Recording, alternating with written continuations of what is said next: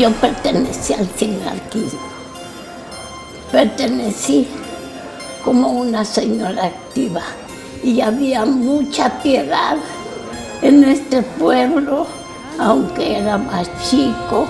La proclama por un México más equitativo había dado lugar el 23 de mayo de 1937 a la creación del movimiento sinarquista con la herencia ideológica de quienes vivieron la Guerra de los Cristeros.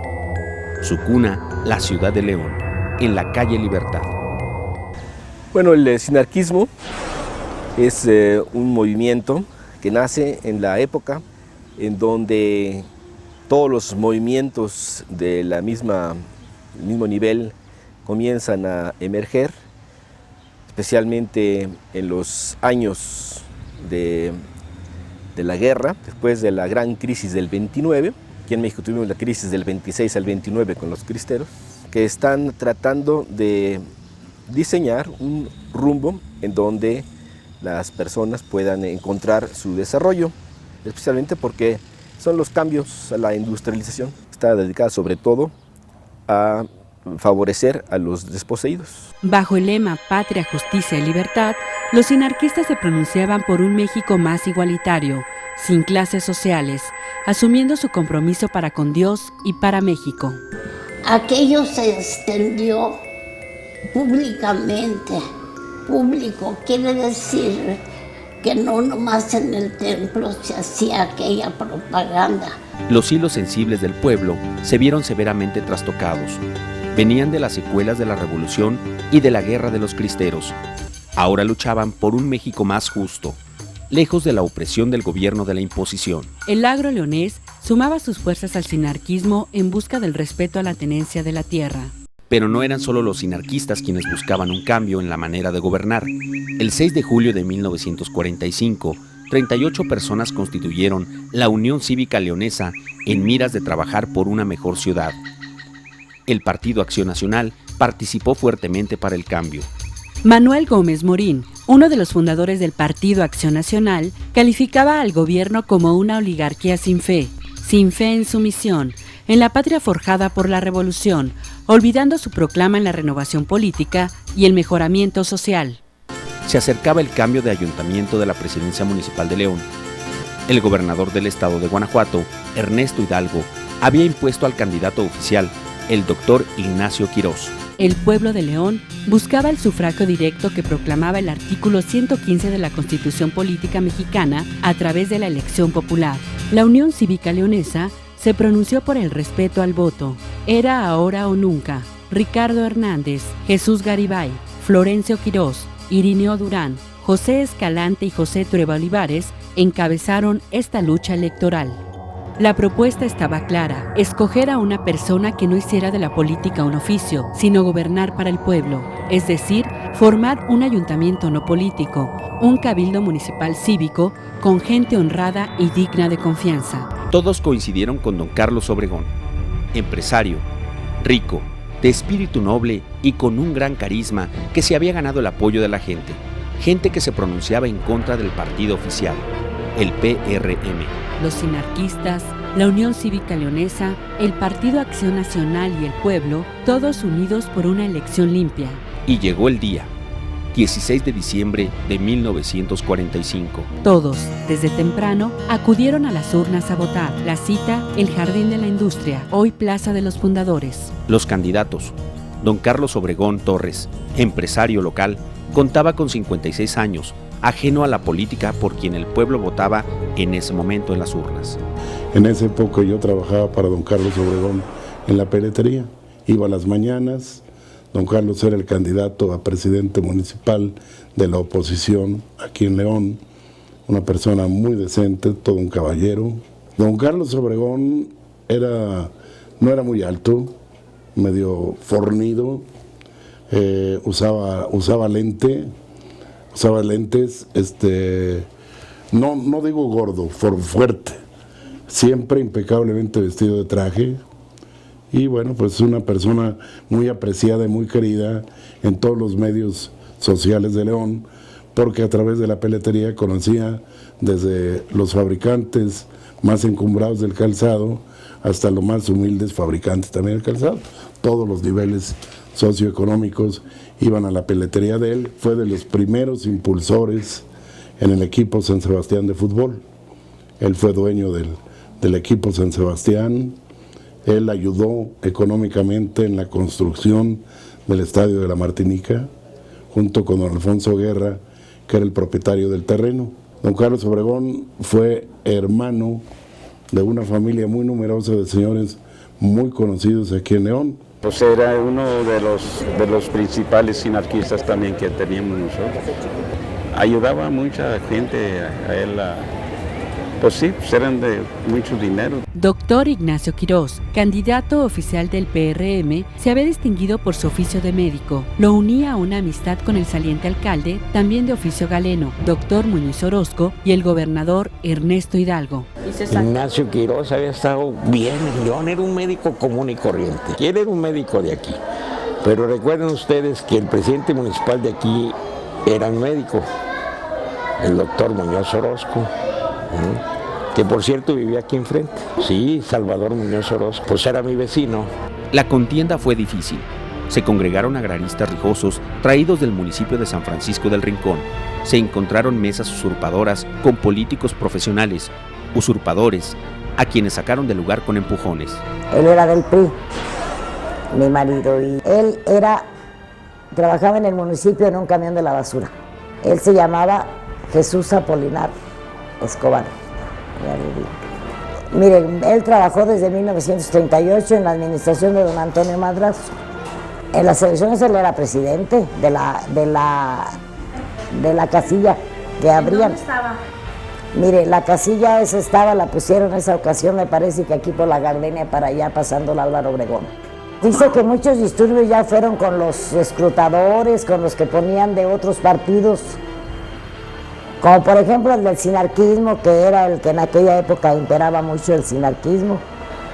Y dicen que ya mandaban personas del sinarquismo y a que estuvieran allí, no estaban conformes, que porque decían que ellos se robaban el voto y que no estaban conformes, porque él era del PRI. Hasta el jueves 20 de diciembre se haría el conteo de los votos. Llegado el día, procedieron a hacer su cómputo en la Plaza de la Industria. Presidente de conteo a don Guadalupe Durán.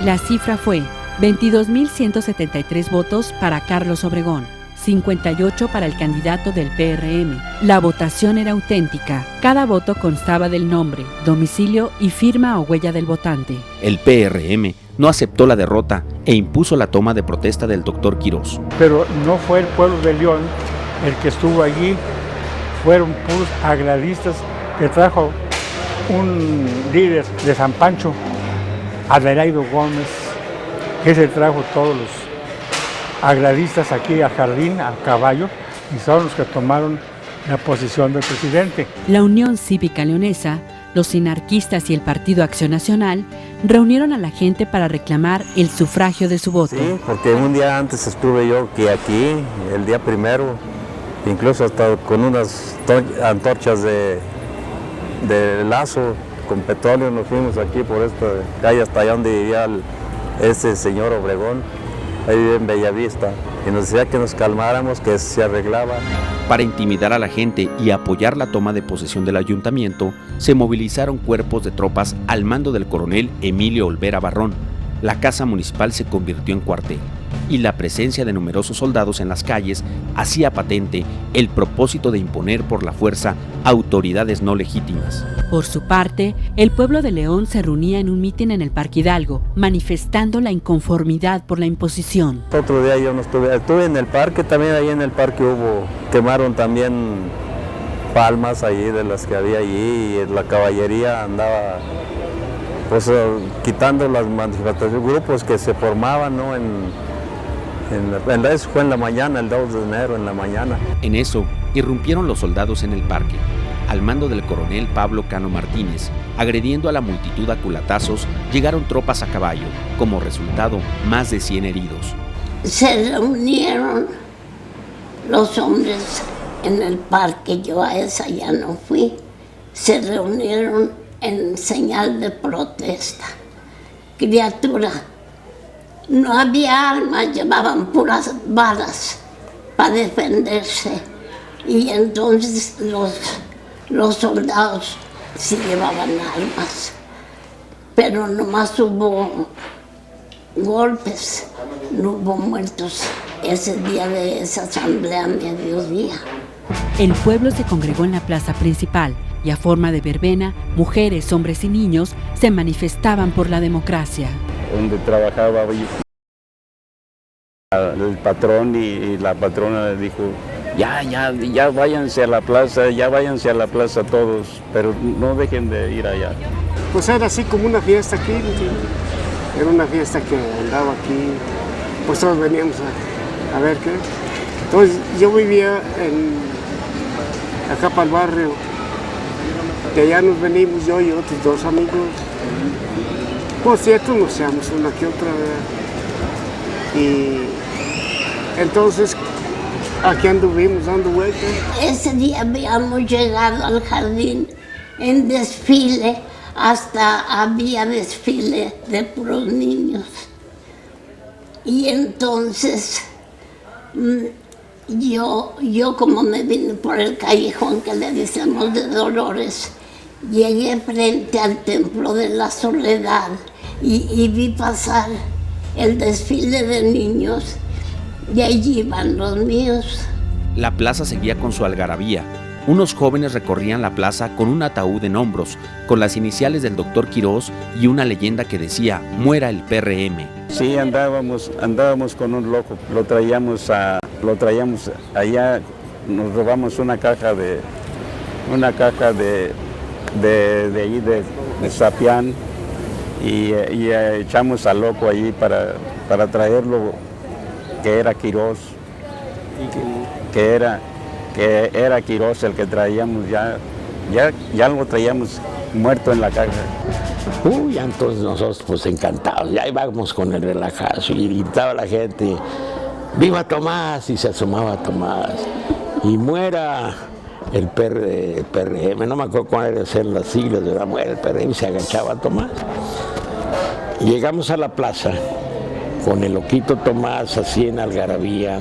Daban los mariachis y los niños detrás de la caja de muertos, donde le lloraban y le cantaban y le ponían sus velas ahí como si estuvieran muriendo. Casi a las 6 de la tarde, los líderes del movimiento sinarquista, la Unión Cívica Leonesa y el Partido Acción Nacional pidieron calma a los manifestantes. Licenciados estos que le digo, Abascal y Torres Bueno y todos ellos se subían a las bancas y nos gritaban, ya váyanse a sus casas, ya esto se arregla, esto se va a arreglar de un momento a otro.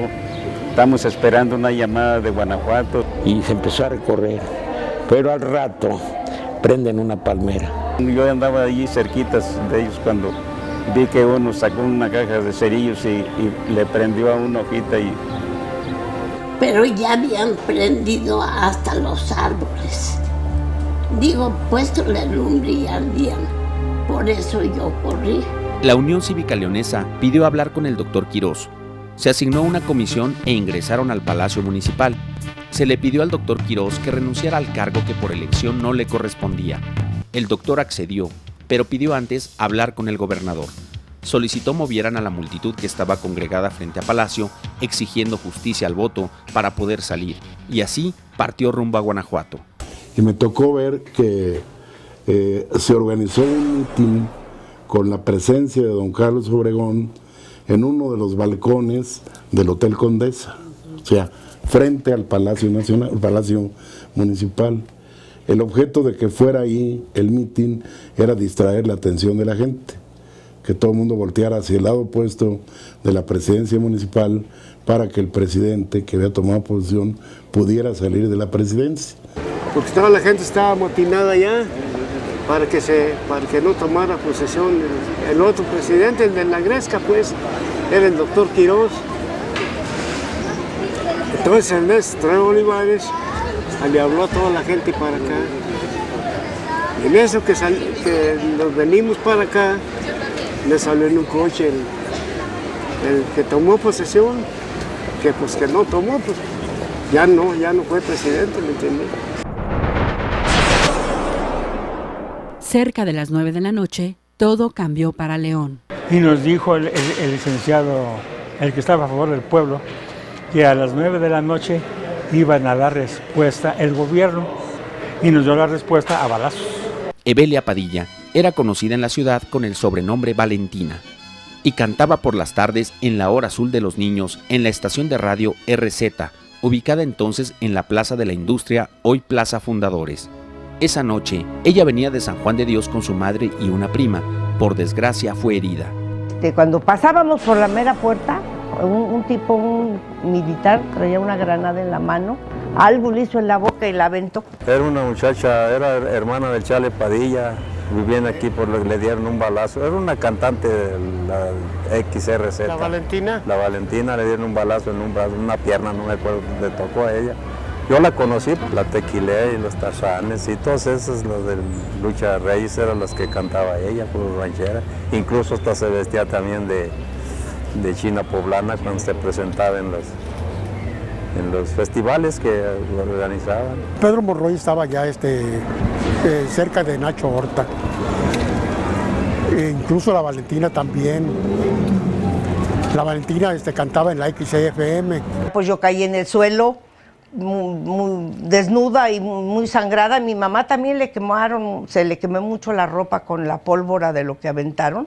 Recuerdo de una, no sé si era cantante, la Valentina. Ella sí salió insultando a Juan Cuerdas. Exactamente no sé de dónde salió, pero cuando yo llegué a la ambulancia, le iban subiendo a ella. ¿Dónde le dieron el balazo? Aquí en el brazo izquierdo. Me entró por aquí y me salió por acá. Mira, la Valentina cantaba por allá, parece que cosas no recuerdo tan luego, pero Valentina, Valentina, yo te quisiera decir, pues seguro que la querían. Me gustaba mucho esa canción y por eso así me pusieron, pero no me decían sino me decían Valentina. No, pues ella era muy amiga mía también, sí. Cantaba ranchero, pero no profesionalmente, o quizá lo haría profesionalmente antes de casarse. Yo hice mis pininos en la radio en la XLG, cuando llamábamos en aquel tiempo ir a echar palomazos. Y tenía la hora azul de los niños en el radio y un día fui a cantar y me saqué el premio y de ahí seguí cantando. Abogado de oficio, Jorge Hurtado estaba en León de visita. Venía con su esposa a visitar a su suegro que estaba enfermo. Ella era hermana de Carlos González Obregón, líder sinarquista, sobrinos del candidato don Carlos Obregón. Esa noche, él llega a la plaza a comprar el periódico. Yo voy a la plaza a comprar el periódico y saliendo de comprar el periódico coincidió yo,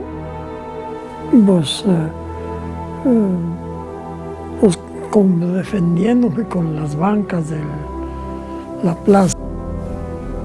Alcancé a entrar al Hotel Condesa. Ricardo Valadez era zapatero. Aun cuando había participado en la manifestación del 1 de enero y en la del Parque, esa noche él se encontraba en otro lugar. Yo estaba en el barrio en una cantina, por cierto, estaba tomando unos tequilas. Hasta allá soy yo, porque en ese tiempo estaba muy pequeño aquí en León. Y se oía bien todo, se oyeron hasta allá los balazos. María de la Luz González había vivido la Guerra de los Cristeros, era sinarquista desde sus inicios y esa noche, ella, al igual que su esposo, se manifestaban pacíficamente frente al palacio. Yo alcancé a salirme del jardín y alcancé a llegar a la esquinita de la parroquia. Y mi esposo estaba muy sentado en una silla de palacio, de las de frente a palacio, y por milagro de Dios se salvó, que por aquí pegó una bala. Entonces tuvieron que correr a toda aquella gente que estaba en aquella manifestación de noche, y ya balaceados empezaron a sonar los dobles, las campanas en la parroquia, y los hombres se salieron rodando por las esquinas. Socorro García vivía en la calle Gardenia. Esa noche esperaba junto con sus hijos a su esposo, quien era empleado del municipio. Él dice que él ya iba a salirse de Palacio para venirse, lo que vio tanta multitud que estaba enardecida. Y si ya me quería ir, y oyendo todo, que ya habían pedido de soldados. Antonio Hernández Ornelas había estado en la plaza con los manifestantes. Era un niño, y aunque le pareció divertido correr tras el ataúd que traían, se asustó al ver quemar las palmeras y regresó a su casa, que por cierto en la planta baja de la misma era la Cruz Roja en ese entonces. Empezamos a rezar y yo creo que íbamos a medio rosario cuando se oye ta ta ta ta ta ta ta ta ta ta ta ta ta. ¡Ay, Lola!, grita mi mamá, las coconitas de la revolución. Y todos asustados, ¿cuáles coconitas? Pues las ametralladoras, ¿qué estará pasando en el centro? Antonio Cato vivía a 100 metros de la plaza en la calle Juárez, hoy Hotel Señorial. Era subjefe de personal del voluntariado de la Cruz Roja y salía de su casa cuando, al oír la balacera, ver el corredero de gente, yo me estaba despidiendo de mi madre para ir a prestar mis servicios precisamente a la guardia de la Cruz Roja. La gente corriendo, se acerca una señora herida, llega a las puertas de la casa, era un rozón nada más. La dejé en manos de mi madre, agarré una camioneta, le puse el banderín de la Cruz Roja y me trasladé aquí al centro de la ciudad. Frente al Hotel Condesa, precisamente, recogí los primeros 6 heridos, los trasladé al puesto de socorros y en ese momento le ordené al señor Refugio Pedrosa saliera con las ambulancias a prestar el servicio. Refugio Pedrosa era voluntario de la Cruz Roja, su puesto era de chofer. Esa noche estaba de turno. Teníamos nosotros esa ambulancia pues para estrenarla el 12 de enero en el santuario de Nuestra Señora de Guadalupe. El señor Antonio Cato me dio la orden me dio las llaves y dice, vámonos al jardín. Melesio Ortega Muñoz era zapatero, pero prestaba sus servicios en la Cruz Roja como jefe de guardia. Esa noche había estado media hora antes en la plaza. Observó mucha gente y aunque se oía de todo, prefirió encaminarse para llegar pronto a su servicio. Mi impresión al bajar de la ambulancia fue ver muchos cuerpos tirados y enseguida partimos a ver quién tenía vida y quién no tenía vida para levantar a los que tenían vida. El licenciado Jorge Hurtado, a pesar del miedo, pudo observar que alcancé a entrar al Hotel Condesa. Me subí, había una habitación, o digo un cuarto deshabitado, me asomé y fue cuando presencié que un pelotón que salió de la plaza del Palacio Municipal avanzó hasta el kiosco y a una orden que les dio su jefe se voltearon sobre el Palacio Municipal y dispararon. Eso me consta. Valentina, aunque no entendía el porqué de las cosas, no olvida aquella desoladora escena. Muchos lamentos y muchos gritos de la gente, se asustó mucho con eso. Después de que aventaron la granada, dispararon con metralletas, con rifles. Herminio Muñoz había llegado con 2 amigos. En la balacera se pierden. Él solo pensaba en salvar su vida. Yo me alcancé a parar en la mera esquina donde está el templo de la parroquia. Me dice un señor, dice, oiga, no se quiere ir. Había un sitio allí, se llamaba el Sitio León, y allí agarró un coche, él me dijo, ¿se sube? No, me dijo 2 veces, ya estaba yo adentro, ¿me entiendes? Cuando íbamos, yo de mis amigos ya no supe nada. Basilio y el otro se llamaba Guillermo Tapia, a esos 2 los mataron. Don Sixto Díaz Infante se asustó tanto que se tiró al suelo y ve un rostro que pide ayuda, un rostro que por años guardó en su memoria. Yo volteé con la balacera, pues yo volteé y no había nadie parado, todos estaban acostados, pues yo también me dejé caer y también me acosté para salir ahí arrastrándome hasta aquí, hasta la esquina de 5 de Mayo. Yo vi a un señor que quería que lo ayudara, iba ya panseado, iba ya que ya no podía andar. Le di la mano para que llegara al kiosco, y ahí se sentara, yo no supe qué fin tendría. Melesio Ortega nunca había visto algo igual. ¿Y ahora qué hacemos?, decía. ¿Qué hacemos con tanto herido? Que en una de tantas vueltas me estaba volviendo loco. Dios nos ayudó mucho en ese sentido. Entonces lo primero que levantamos era un muchacho que se quejaba mucho de una pierna. Lo revisamos de todos lados, nada más la pierna, no recuerdo si era la derecha o la izquierda, que tenía un balazo por aquí así. Entonces lo único que se me ocurrió fue ponerle un torniquete. Y así nos lo llevamos en la camilla hasta la Cruz Roja, entre él y yo. Y seguí de frente a la parroquia. Partimos rumbo a las 5 de mayo, dimos vuelta a 5 de mayo, con él en la camilla. Estaba un muchacho al que le habían cortado el pantalón y la pierna era descomunal. Haga de cuenta una pierna de 50 centímetros de ancho así, porque le había estallado una bala expansiva. Ahí estaba el pobre con sus quejidos, pero como no era de muerte, pues ahí lo tenían, y mientras atendiendo a los que desgraciadamente venían sumamente malos. Ricardo Valadez sale de la cantina y apresuradamente llega a la plaza. ¿Qué pasa? ¿Por qué corren todos? Y venimos a ver qué había, pero aquí en Ley Hidalgo, antes de llegar a Catedral, vimos la caballería y nos regresó. No, ya no llegamos, ya me fui yo para mi casa. Hay que sacar fuerzas de donde sea, pero no puedo dejar de sentir.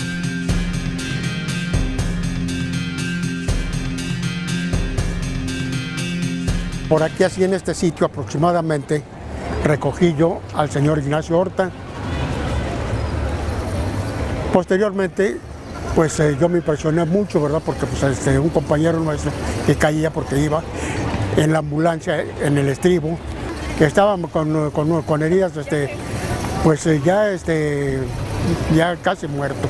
Lo llevamos aquí a las 5 de mayo 331, que era donde estaba la Cruz Roja, y ya como a las 13 de la mañana me informaron que había fallecido.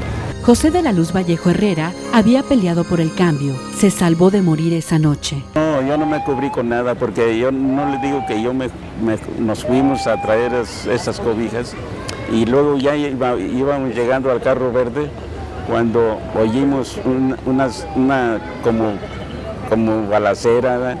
Y luego en eso volteamos para atrás y ya venía un corredero. Y la Cruz Roja seguía, no hay de otra. Salvemos a quien podamos, por nosotros no queda, aún a costa de nuestra vida. Sí, me sentí desesperado, me sentí pues no impotente porque las fuerzas, los mismos heridos nos las daban. Nos daban esa fuerza para seguir luchando, para seguir a vuelta y vuelta y a viaje de heridos. Jesús Apolinar Escobar, empleado del municipio, había tenido que quedarse en Palacio. Las circunstancias le impidieron salir. Él presenció todo desde adentro. Escuchó y supo lo que jamás se dijo. Desde la tesorería estaban en la tesorería los soldados allí metidos. Dice, pues yo nomás estaba atrás del pilar viendo, dice, el gentío y el caidero de gente. Sale de adentro, de arriba, que estaba arriba, el que era el que los mandaba, un general que se apellidaba Olvera. Tenía 15, 17 días que había salido yo del servicio militar. Conocía a ese Olvera Barrón porque estaba en el... No lo traté, ¿no? Pero de vista lo conocí en Irapuato y era del Estado Mayor. Y sale de arriba corriendo, baja las escaleras del segundo piso y que les grita, paren el fuego, hijos del esto. Y dice mi marido que fue un tiradero, platicaba él, decía que era un tiradero de gente, que él creyó que dijo, ay, ya se acabaron yo. Aquello era como de terror, había que pararlo, pero ¿cómo? Mi mamá era muy amiga de la esposa del presidente, Cholita, Manuela Vila Camacho. Y entonces tenía mi mamá el teléfono de Los Pinos. Me comunico yo a Los Pinos y me contesta el capitán Partida, que era uno de los ayudantes del general. Cuando yo le comenté la magnitud del drama, de la matanza,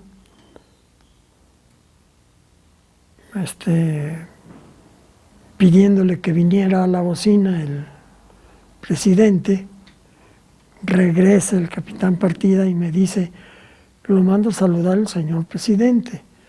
Le disculpa, se disculpa de no venir a la bocina porque está delicado de salud, pero que ya toma nota de lo que usted nos está informando. Él respetaba la libertad municipal Me enojé, le di el colgonazo al teléfono. Pasaban de las 11 de la noche cuando don José Pons, jefe de ambulancias, defendió con gallardía a quienes curaban de sus lamentos. Los sardos, los gendarmes venían en caballos y se mete un capitán, una persona, se mete aquí a la Cruz Roja. Quería sacar gente, quería ver aquí cómo estaban las cosas. Y don José Pons le agarra la brida al caballo, ¿verdad? Lo detiene y don José Pons le pone una cachetada al militar aquel. Se enfrentó con un subteniente que venía al mando de estos soldados. El señor Pons argumentó que la Cruz Roja era neutral y que ahí no podían entrar. Le dijo al subteniente que podían entrar, pero sobre su cadáver, violando los convenios de Ginebra, violando la neutralidad de la Cruz Roja. Afortunadamente yo creo que este hombre reaccionó ante la valentía de don José y ante lo que estaba haciendo, que era totalmente impropio. Félix Caso era obrero. Él, como otros, presenciaron manifestaciones, sabían lo que pasaba, pero preferían mantenerse al margen. Esa noche, de alguna manera había que ayudar, aunque fuera a visitar a los heridos. Ya después lo que me dediqué fue a ir a ver a los heridos que los llevaban al hospital, entonces, ahí por aquí les dan. Yo los fui a ver a todos. Loco, Tomás, creo. Ella sí se llamaba Tomás. Sí lo conocí, el que decía ahí, que se sentaba y lo traían adentro de una caja y se daba la enderezada. Y después ese mismo lo hirieron o le dieron un piquete con una bayoneta y lo fui yo a ver al hospital. En ese tiempo vivió. Pedro Monroy tenía y duró mucho tiempo con una concesión en el jardín principal. Esa concesión era el alquiler de sillas. Pues que como a 25 o a 50 centavos le rentaban las sillas. Pedro salió de misa y le tocó. Recuerdo yo que entramos, recogía al señor Pedro Monroy. Pregunté, don Pedro, ¿qué le pasa? Se abrió de las manos y tenía los balazos en el vientre. El esposo de doña Socorro no fue a dormir esa noche. Pese a la incertidumbre, no imaginaba la magnitud de los acontecimientos. Porque ya el general ordenó que nadie saliera de allí. Y que si salían, que salieran a acompañarlo, a contar los heridos, los muertos. Porque ya la Cruz Roja andaba entrando recogiendo los heridos. 3 de enero. Al día siguiente, la realidad. Al día siguiente, tenía que ir a trabajar. Me puse a venir por aquí. No, nomás de charcos de sangre por donde quiera. Muy feo. Pues quién iba a venir aquí, pues estaba, de cuenta que andaba uno en el rastro, caminaba y se resbalaba uno con la sangre. Se vivió la procesión más larga de su historia. Cadáveres amontonados, familiares desesperados por encontrar a sus seres queridos, caídos a mansalva. Pues fue otro día, ¿verdad? Y ya estaban poniendo las cajas afuera de la parroquia, adentro, no cupieron, las empezaron a poner afuera de la parroquia. Todos los muertitos que hubo, que los iban a enterrar a las 4 de la tarde. Mujeres en los balcones, niños asustados, hombres asombrados. Era increíble, un pueblo masacrado por el gobierno de la imposición.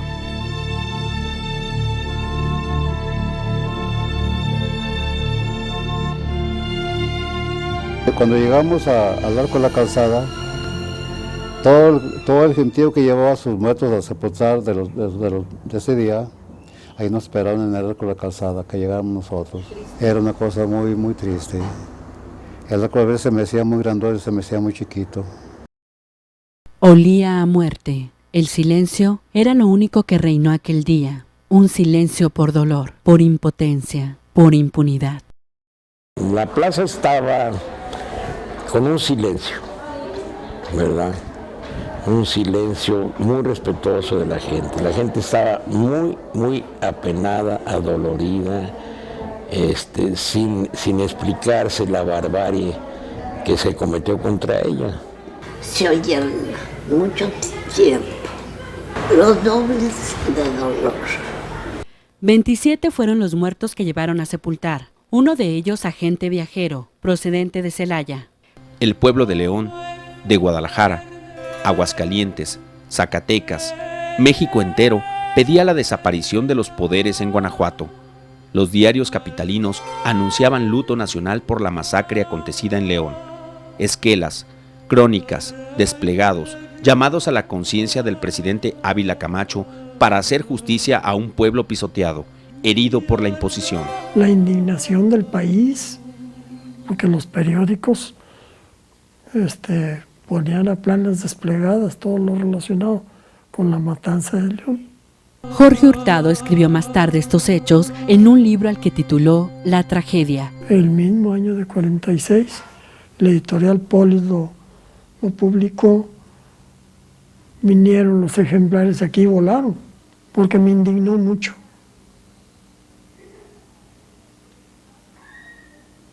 Y cuento lo que me consta. Enrique Borrego, corresponsal del periódico Excelsior, había sido el primer reportero en llegar de México a cubrir los hechos. Gracias a la presión pública que ejercía a través de su trabajo, al exponer la magnitud de esta masacre, se sumaron líderes de opinión, la sociedad civil, empresarios y México entero con la publicación de desplegados pidiendo justicia al gobierno federal. El 5 de enero, el pueblo de León esperaba al presidente de la República, general Manuel Ávila Camacho. No llegó. Quienes llegan son un grupo de militares al mando del general Roberto Bonilla, procurador de justicia militar. La consigna era investigar lo sucedido. Los militares observan el Palacio Municipal, recorren la plaza y recaban pruebas para deslindar responsabilidades. Se detuvo a gente para interrogarla. La Unión Médica Leonesa informa de la lista de heridos y muertos. Jamás se supo el resultado oficial de la investigación. Se decía de que el gobierno había mandado tirar cadáveres en camiones de la basura. ¿Dónde quedaron todos los muertos que estaban tirados enfrente del palacio? Si no los tiraron. Yo quiero que me digan, ¿dónde quedaron? ¿Cómo los desaparecían? Esa fue mentira, dicen que hasta los tiraron, a los muertos. Y como le digo, pues como mi marido trabajaba en el municipio, decía, pero qué bárbaros, fíjate. Un día el chofer ese del camión de Rodilas que sacaba los perros del barrio, ya le tenía a la gente que le iban a linchar en la puerta de Palacio. Oficialmente jamás se pudo comprobar. Por su parte, Acción Nacional, que dirige el licenciado Manuel Gómez Morín, pide la intervención de la Suprema Corte de Justicia de la Nación en los sucesos bochornosos registrados en León. El PAN estima que el pueblo de León ha venido haciendo un esfuerzo magnífico para obtener la renovación del ayuntamiento de aquella ciudad, y agrega: las autoridades locales pusieron en juego todos los medios vergonzosos para impedir la elección o burlarla. Así, el 7 de enero, el presidente de la República, general Manuel Ávila Camacho, quien se había hecho de oídos sordos, toma la decisión de pedir al Congreso la desaparición de los poderes, argumentando que la decisión del pueblo tiene que hacerse valer, asentado así en el artículo 115 de la Constitución Política de los Estados Unidos Mexicanos. Con la desaparición de los poderes, el pueblo de León nombra de interino a Nicéforo Guerrero, a través de la Junta de Administración Civil, cediendo legalmente los poderes a don Carlos Obregón el 19 de febrero de 1946. Pasaba de las 7 de la noche cuando don Carlos Obregón, después de un desfile por la calle Madero, cruza la puerta de Palacio, pidiendo un minuto de silencio por los mártires caídos por la democracia.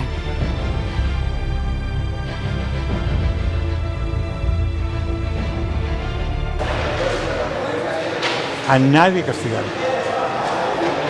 No, pues, ¿el pueblo qué? La voz del pueblo contra el gobierno, menos en esos años. No. Son mártires cívicos, son mártires por el mejoramiento social, por el mejoramiento gubernamental, por esto y lo otro. El pueblo de León guarda en su corazón estos hechos, que marcaron el capítulo más doloroso de su historia.